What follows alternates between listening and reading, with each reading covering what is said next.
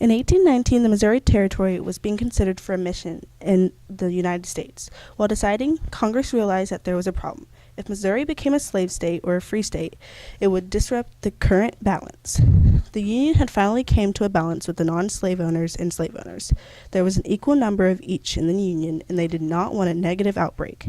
If Missouri was entered, to help to solve this question, the House of Representatives presented a bill that would let Missouri decide its own statehood. Other citizens took the bill for granted and started bringing slaves into the Missouri and considering it as a slave state. Seeing what was going on, James Talmadge, a citizen of New York, requested that an amendment be added to the bill.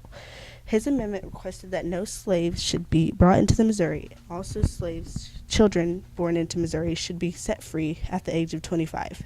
The amendment caused even more controversies between the states, so the whole bill was dropped.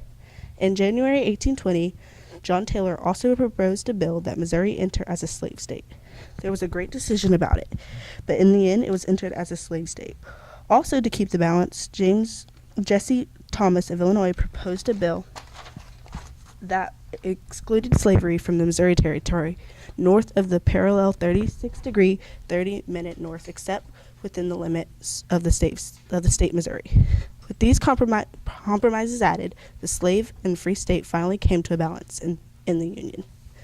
The 1850 matter surfaced, but this time the Union was at stake. This time a new territory was acquired, and it was unknown whether it should allow slaves or not. Also, California petitioning Congress to become a free state, which could possibly disrupt the balance between the slave and free states. Texas was also fighting to claim a part of Santa Fe as its own land. A man named Henry Clay suggested a compromise, so others thought of and created many bills to add to the compromise.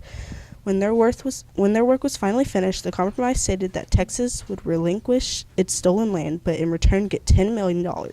California would be admitted as a free state, and the new territory surrounding Santa Fe would be admitted without the mention of slavery. With all that settled, the only problem was the Fugitive Slave Act. It required citizens to assist in the recovery of fugitive slaves. The act caused a lot of aggravation, and that only made people want to abolish slavery even more. Even though the solution to this problem didn't come until later, the compromise in itself accomplished what it was meant to do. Video by Treasure Vaughns and Isaac Reynolds.